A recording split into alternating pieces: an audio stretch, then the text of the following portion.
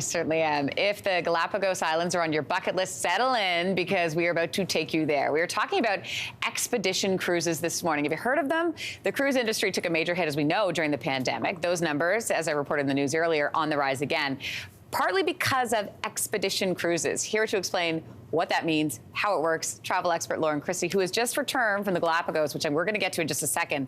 Good morning. Nice to have you back. So this term, what does it mean and how is it different from sort of a traditional cruise as we know it? Well, essentially it means that, if you're going on an expedition cruise, you're not going, the point of the trip is not the cruise. The point is the expedition. So it's all about the destination. Okay. And the ship is typically the best way to explore the destination. So they'll usually go to far-flung places like Antarctica or Alaska, maybe the French Polynesia, or in my case, Galapagos. The cruise ships, they tend to be smaller just by virtue of where they need to go. So not more than 250, maybe 400 people. Mine was 92 passengers only, and there was only 50 on it when I was there. But the one thing you should be aware of, there's no bells and whistles. Every comfort is there, and sometimes they can be luxurious, but there's no water slides or casinos or any of that type of thing.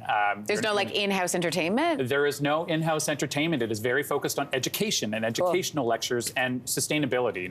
They're really focused on environmental and social sustainability. I want to ask you more about that. Let's unpack that a little bit. What does that mean when it comes to these cruises? Well, sustainability is a hot topic these days in the travel industry, and frankly, the challenge is the best thing you can do is probably stay home. But those of us in the cruise and travel and all those industries, we don't want to do that. We want to get out and travel. So it can mean a lot of things, but it just means trying to be responsible and trying to make some impact on the planet, whether socially or environmentally. And so these expedition cruises, it's kind of in their DNA to try and be more sustainable. And so the company I went with called Hurtigruten Expeditions, they were the first company with the first battery-powered hybrid electric cruise ship. Oh, cool. Cruising Antarctica and Alaska in various seasons. And so they do a great job. And like on my cruise, little things like they made sure that you don't leave plastic. You can't bring water bottles. You have to bring their water bottle. You can't bring any plastics, no food on the island.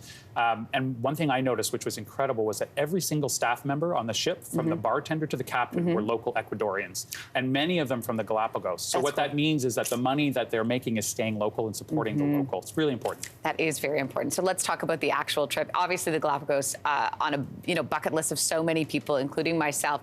So what should people know if they want to head there?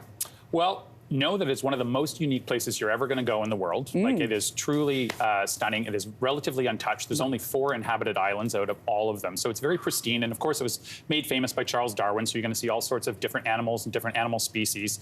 And what I found really incredible about it is because there's no real natural predators on the islands, these animals are fearless. They have not learned to be scared of you. I'm not using a zoom lens on these pictures. Stop it. What is happening here? This is me getting this close to these animals, because they're not scared of you. And so you have to be, careful and respectful and all of that, and you'll be told to. But like that booby, which is the blue-footed booby, was right in front of my face. Look at the eyeballs. So I think it's like, why are you standing here, tall man? One thing I would say about the Galapagos, it's a national park. It's, and like I said, there's no bells and whistles, but very comfortable. But there was only one kid on the whole cruise. So again, no kids. Isn't that joyful? But if you want to go with children, there was no kids club or anything like that. So it has to be the right kid. Like the kid that was on the cruise loved the snorkeling. She loved the manta rays, and she loved going on that type of stuff. So. Okay, so highlights. I also hear that you went shark watching at night? I did go shark watching. We actually have a video of that. I don't know if you can see it. Yeah, I took a little video. You would go out on the deck at night, and you could see them. There was about 60 of them in the water chasing the flying fish. So what kind of sharks are these? Do you know? I believe they were white fin sharks. They were calling them white and black fin sharks. So Look at how many of them there are. There was a lot. And they were jumping out of the water over the fish. So that was an absolute highlight. And then just getting up close to those animals, whether they were crabs, as you're seeing there, or whatnot. They were all, the colors, the vibrancy, getting up that close was pretty special. And no garbage, no nothing. Like, it was a pretty untarnished place to be. How beautiful. And look at this. Look how you really can tell how close you are. Yeah. To this is getting very close. You start to back away? He looks around. Oh my gosh, look at all of this. Okay, so who should be booking an expedition cruise? I mean, really, you want someone who's active, reasonably active. I mean, they give you various levels of activity, so it's good for all ages, but you do need to be somewhat active. You need to be curious, and you need to be someone who can be flexible. Because it's an expedition cruise, the itineraries are not set. Could be dependent on weather. Could be dependent on, you might not land on a certain beach because the turtles have just laid eggs. And so you're not going to get an itinerary that tells you what you're doing every day. Yeah. You'll know a basic destination, but the night before, the expedition leader will tell you what you're doing. So in Hurtigruten, they had these amazing expeditions, but you didn't know till the night before where you were going. I love that.